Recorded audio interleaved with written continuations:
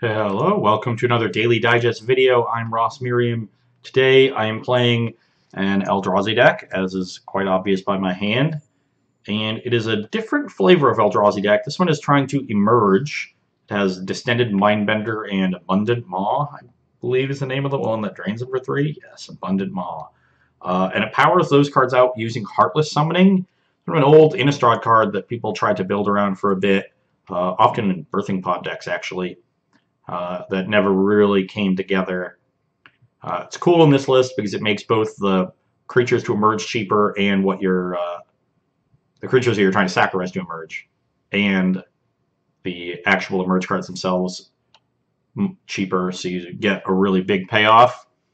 This hand, though, doesn't really go anywhere. We just sort of wait till turn 3 and cast some Eldrazi. I have no Heartless Summoning. There's only 2 in the deck because they're kind of bad in multiples. But I don't have any of my Disruption early either. I don't have the Relic to set up this Wasteland Strangler.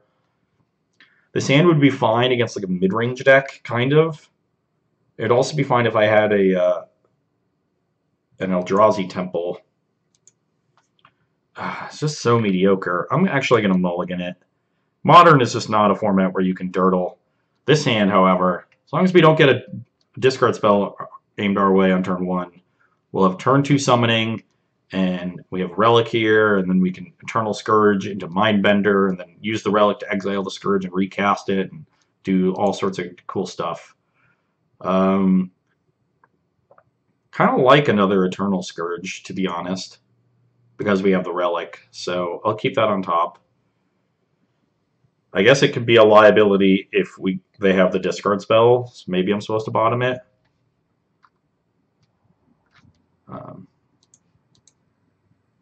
We'll see. Play my Relic. I really hope I get to cast this summoning. I just want to see how everything sort of plays out. So now our Mindbender would cost 5 to emerge instead of 7, and it still costs 3 less from the Scourge, so that it would only cost 2 mana. So we actually draw a 3rd land after the Eternal Scourge that's on top of our deck. We can go turn 3, Scourge, sack it to Mindbender, which is really cool. Okay, tap land from our opponent. That's great. Definitely going to resolve this Heartless Summoning. Our opponent's not going to know what's going on. Also, these Mindbenders, we can just find more copies of them with Sanctum of Ugin, so that's cool. Yeah, our opponent has no idea what's going on.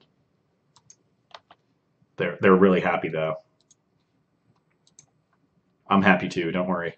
I guess I shouldn't F6 on their turn in case I need to Relic them. Yeah, there's a fetch land. Get it. Now I can F6. Our opponent might be like Infect. Even though not having a 1-drop is weird for that deck on 7. Nope, there's some sort of Sultai deck. This is a Dark Confidant. Ooh, they are ramping. Our Mindbender should be quite good then.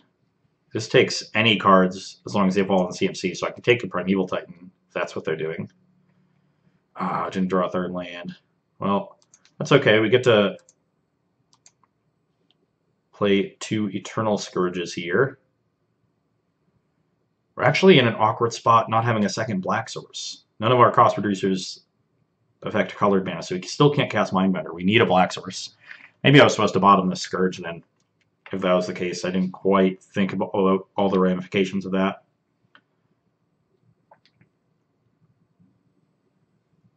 I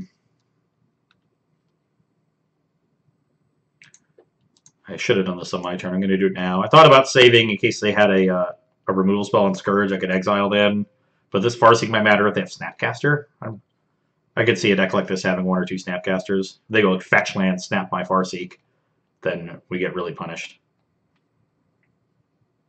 There's a fetch land.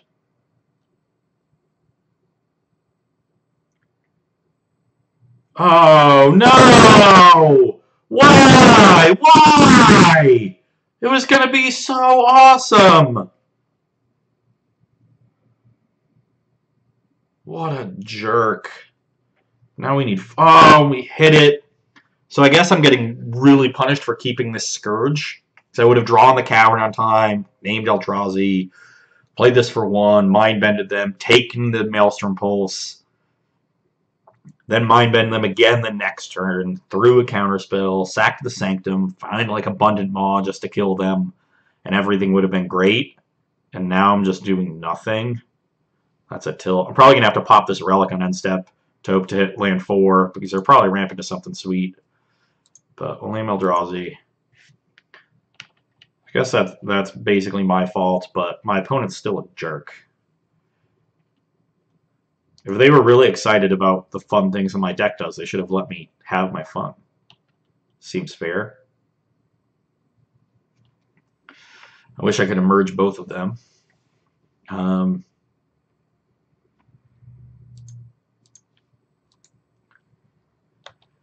Do this now. They'll probably crack the fetch in response. Yep. The good news is we are clocking them pretty good. If we get to attack them to 4 next turn and draw a land to Mindbend them, they're under lethal. We can take 2 cards from their hand. Not really sure what they're far-seeking into if they're playing Maelstrom Pulse. This is not a card for like a ramp deck, at least in the main deck. Ooh, fetch bringing them to 9 just makes these Scourges alone good. I am hesitant to pop the Relic, though, because this is the card that makes these Scourges big threats. If my opponent is just sort of playing Farseek to go a little bit bigger in their mid-range deck and still has a lot of removal, this Relic has a lot of value in letting me recast Scourge. So a lot of it comes down to what I think my opponent's doing. Hopefully we don't get, like, Thragtusked here.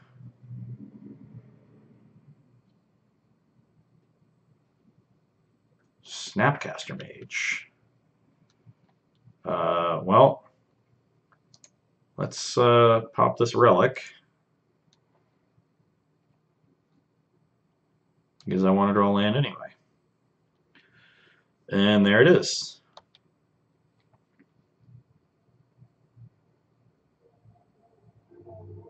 If they had another Pulse in their hand and they were just baiting me, ooh, that would have been dirty. Okay, let's mush them.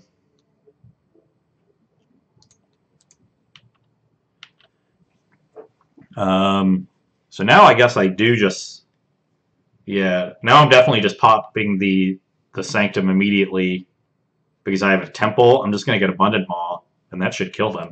I have Cavern to cast it through Counterspell. I get to take 2 cards from their hand, hopefully. Cast with a Merge. Sacrifice this one. 2 mana. Black mana. Black mana. Because it costs 4. Yeah. There's no way for me to cast this, sack Sanctum, and keep Dismember up. So.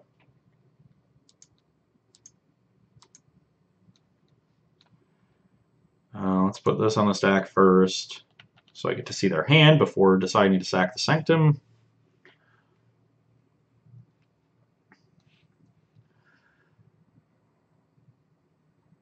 Okay, this is just the first part of it resolving. That makes sense. So I'm going to take Snapcaster and Frost Titan here. They'll play Hostage Taker. I'll Dismember it, and then they'll be dead, so I don't sack the Sanctum. And this is why we stack the things in that order. Let's take that one, and that one.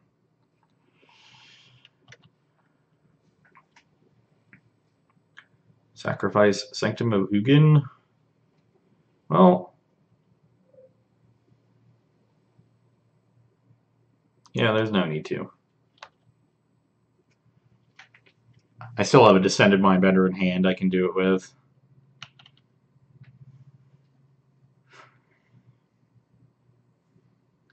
So my opponent is like a big Sultai mid-range deck, and that's what Farseek is helping them get to their bigger curved things. There's the Delta we know about.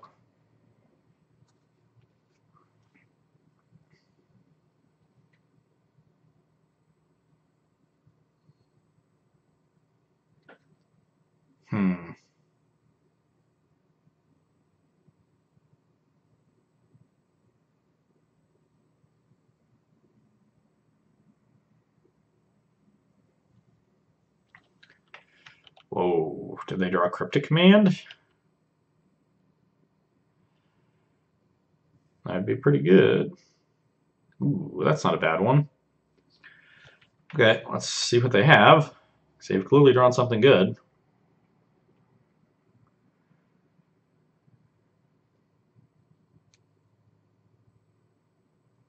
Yeah, it looks like Cryptic Command. Relic will prevent them from drawing Snapcaster to keep this whole chain going. So that's nice. And will let me recast this Eternal Scourge. So let's cast the Relic off the Sanctum.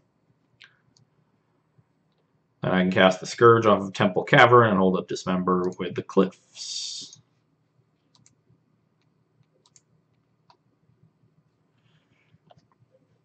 So we're functioning just fine without Heartless Summoning.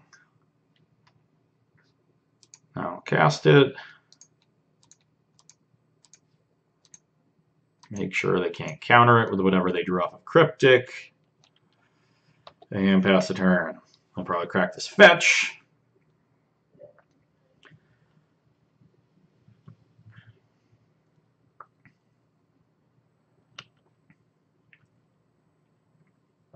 Okay.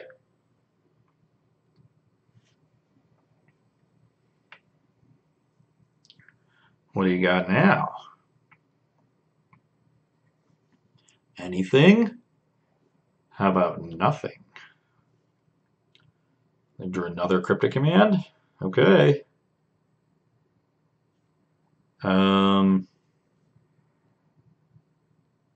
I mean, I'm just going to make them do it first. There's no point in mind-bending Littlest Cryptic in response.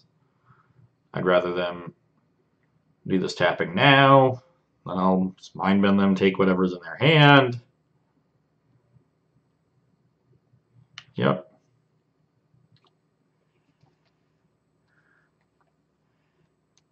Okay, I'm going to sack a Scourge. And then I can recast it immediately, which is kind of cool. This is nice. Got the engine going.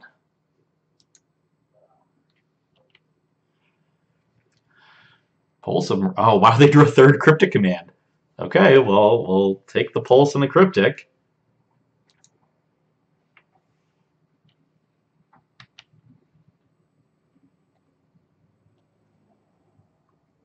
No.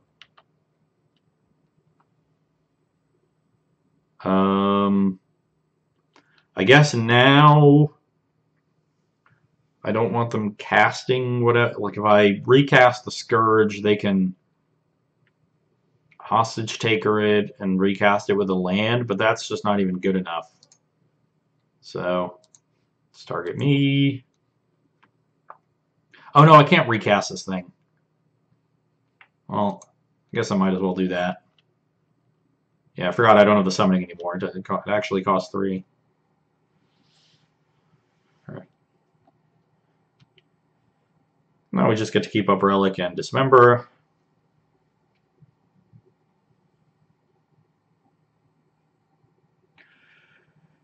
Jeez. Wow. Okay then.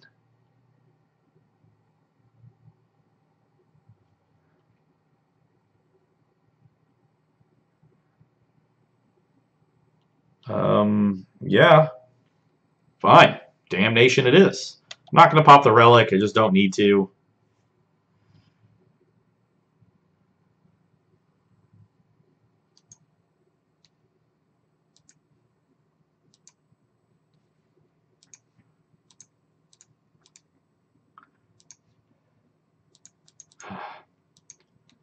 But now, if I cast this Scourge and they draw a land, they can exile one with Hostage Shaker and immediately cast it. I guess then I just dismember my own Eternal Scourge and attack them for 3. And if they don't block, they're dead. Sure. It's basically the same as dismembering their Hostage Taker. And they have to draw a land for that play to work anyway. So let's just cast it. I guess this does open me up to Snapcast Damnation, but that again just doesn't get them anywhere.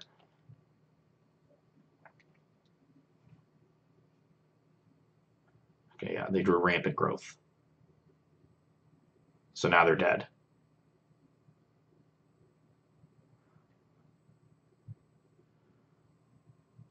I dismember the Hostage Taker.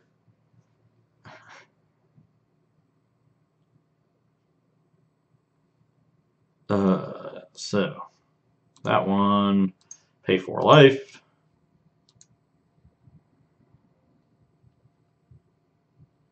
Attack you for 3. Do I not get it back just because this thing can be? Oh no, it's by spell or ability.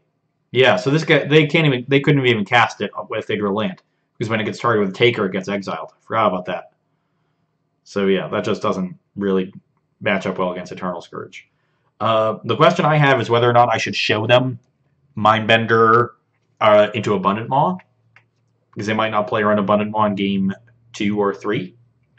I think I'm better off just playing my land and doing this, and if they draw something that makes them not die, then yeah, so I shouldn't have even dismembered. But if they draw something that makes them not die, then I can show it to them. But it's highly unlikely they draw something to actually get back into the game. Yeah. So just hold a little bit of information from them there.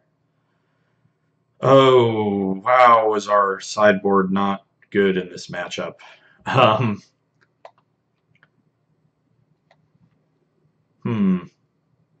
So they have Frost Titan in their deck.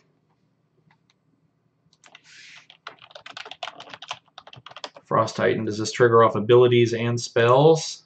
Gonna check that one real quick. Yeah, it's abilities too, I figured as much. But Shriekmaw does kill that and just attacks. So I kind of like Shriekmaw more than... Maybe it's just better than Chalices. It doesn't seem like Chalice is very good against them. I think I'll just bring in another land to have another land because I have cards I don't like. And I'll bring in this Dismember. Contortion seems like the worst removal spell. I guess it kills Hostage Taker. And Dismember fails to kill Titan too. I'll leave in 1 then and go like that. Sure. I don't see the point in Engineered Explosives. Well, we have Heartless Summoning and Temple and Relic. We just need the middle cards, and I think those are the easiest to find, so I'll keep this. Just need to find like a Thought-Knot Seer or Matter Reshaper or Wasteland Strangler, anything like that.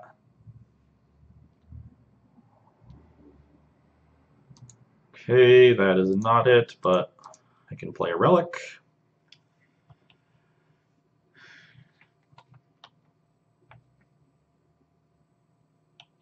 Oh, this deck gets to play K-Return so well. That is great. It's like, wonder why there's just so many K-Returns when most decks diversify, but yeah, that's why. You get to flash back the K-Return a lot in this deck. That is nice. Really nice. 5 damage is a lot of damage to deal to all the creatures. So they top. This does make their fetch land awkward. They saved it so that they could, I guess, to not let me get value off a Relic. Maybe they needed to figure out what they wanted to fetch for.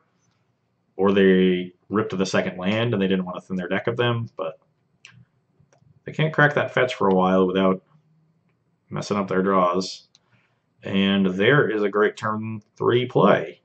In fact, can we do it all next turn? No, we're 1 short, right? No, we haven't, because this goes down to 3 black. Yeah, we're 1 over, not 1 short. So here I get to play Heartless Summoning. Oh, wow.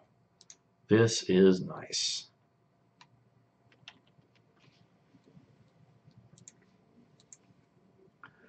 Next turn, we can play a Thought-Knot Seer for 2 mana off the Temple.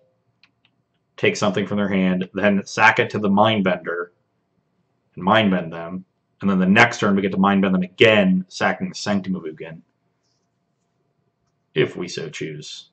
So it's all gas. Ooh, our opponent's leaving up a bunch of mana. Maybe they have a counterspell. That would be kind of bad.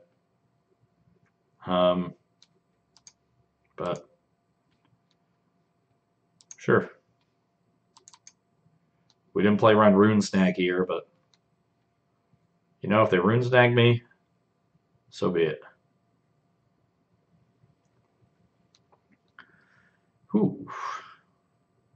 The old turn 3 Thought-Knot into Distended Mindbender.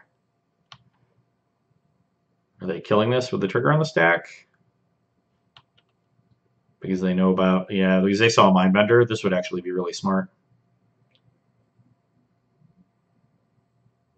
It makes my Thought-Knots here trigger a little bit better. But yeah.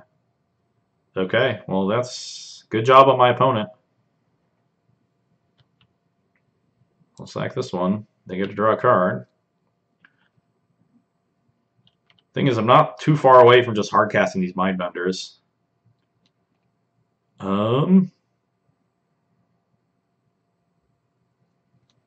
I guess I have to take this Maelstrom Pulse to not deal with my Heartless summoning.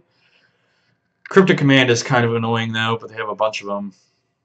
I'm hoping they, like, I guess ideal for me is they don't rip a land, cast the Rampant Growth, Ion Tap, rip Eldrazi Temple, Mindbend them, take at least Pulse Cryptic, but then they just get to counter the other one.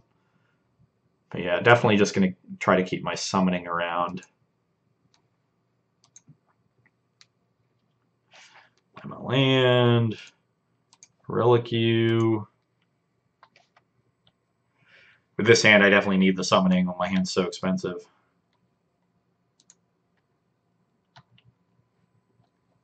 Did you draw the land? They did. Good on them. Wisely not going to Rampant Growth and hold up Cryptic instead.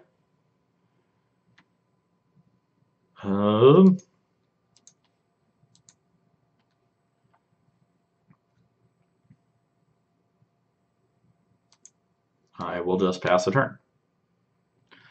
I'm going to Mindbend them next turn regardless. I'm getting the second Cryptic out of their hand and probably the Pulse.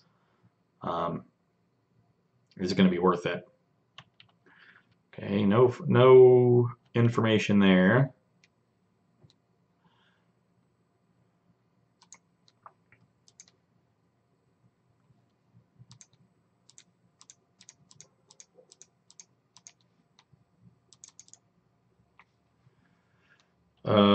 Let's put this on the stack first again. They should probably let this the ability resolve, because they're going to have a Cryptic in their hand regardless.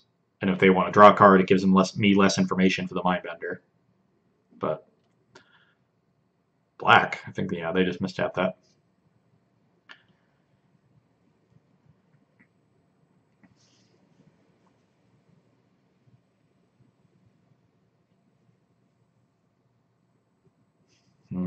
Are they figuring it out now? They can just leave the mana in their pool. No. Oh, they're going to counterbounce Heartless Summoning. Well, I'm pretty happy about that. Like, it slows the game down, but they're not really doing much of anything. I guess if they have another counterspell. No, they drew a Frost Titan. They're on 4 mana.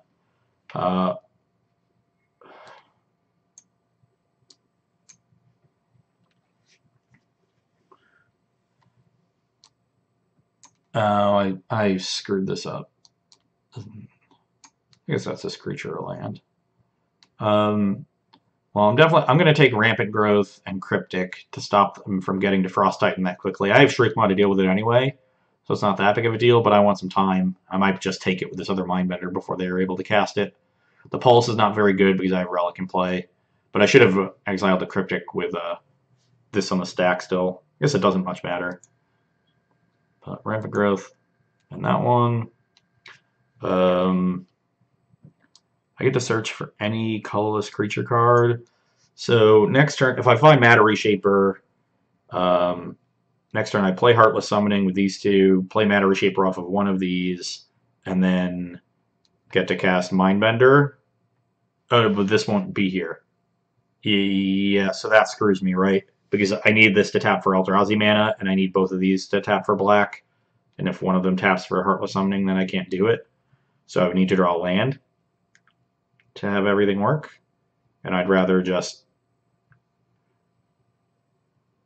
be able to definitely Mindbend in 2 turns So no sack there. Exile. And pass a turn.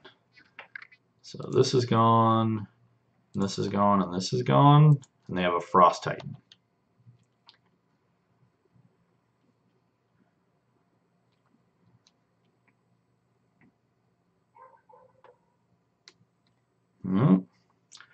Getting closer to that Frost Titan. Keeping this land around also means I can Shriekmaw through Frost Titan for sure. Yeah, whenever I drew a land. That'll happen. I can pop this Relic though, because I have another one. Let's do that.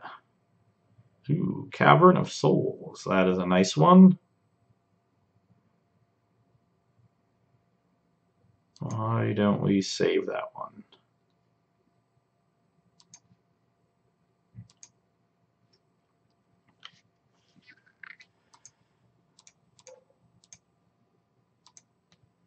And play all our spells.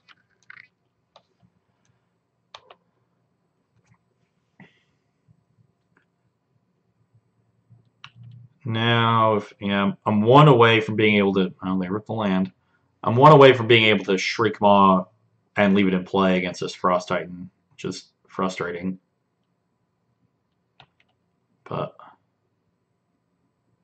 it'll be fine.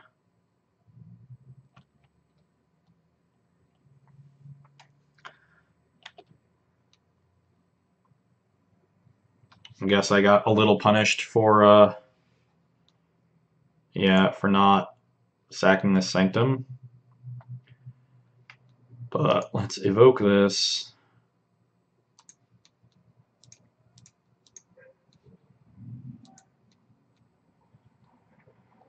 Oh no, it costs. I'm just ridiculously stupid. Forgot about Heartless Summoning.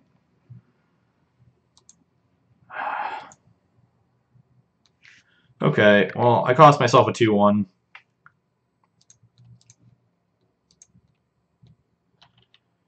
Because I am not smart.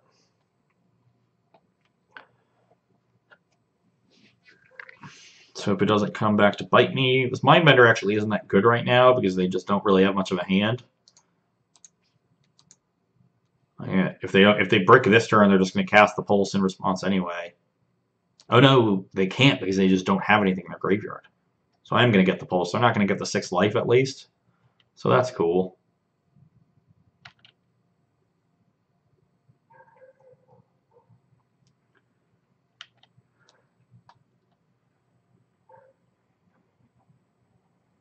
Oh, well, they're just going to slam the Pulse. So I guess they drew a land, and yeah, now they guarantee the 6 life, I guess. Doesn't seem great to me, but just, ooh, well, that's good. That gives me something to do other than the Mindbender.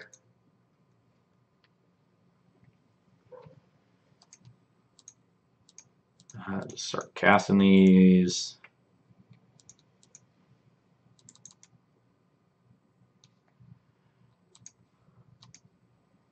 Do I just find another Abundant Maw? Seems like the best thing. Just kills them so fast that they die. Yeah, definitely sack the Sanctum now.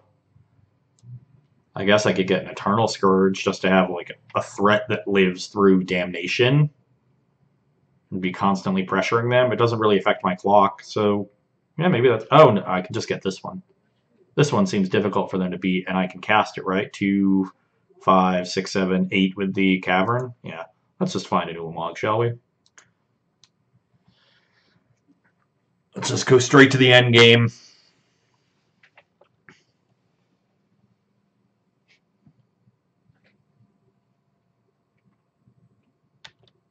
They're going to think they have to draw a counterspell here. Little do they know I have the Cavern.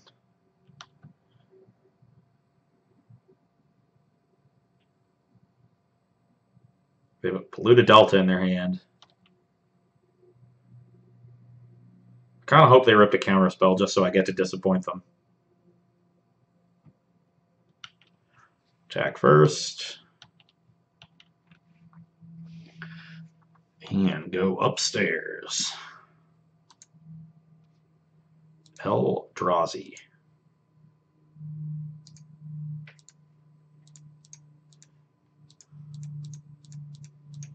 And 2 more, please. And this one.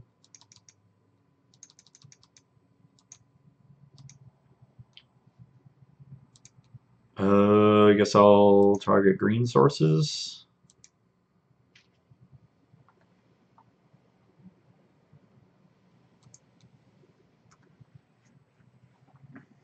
They could have Hostage Taker.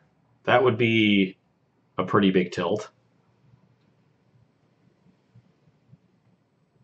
I'm going to be able to cast the Ulamog for a while. Probably have to chump block with it before that, which is good news. Did they really draw Hostage Taker? Damnation. Well, that's not good enough. Ulamog is indestructible. It does keep them alive. Okay. Feels like after the Damnation there, they should at least just take the 9 and go to 2 and see if they draw Hostage Taker. Maybe they bordered Hostage Taker out. I don't know. But that's a matchup where my opponent is trying to go a little bit bigger than other fair decks, and my deck is going way bigger. It's sort of like a Tron versus Jund situation going on there. And unless they're able to really disrupt me early and stop the engine from coming online, which they were sort of able to do in game 1, but then had no clock, so I just cast my spells naturally because of the synergy with Eternal Scourge and Relic of Progenitus. But then in game 2, I was able to Mindbender before they could Maelstrom Pulse me, deal with their one threat that might have been able to do something.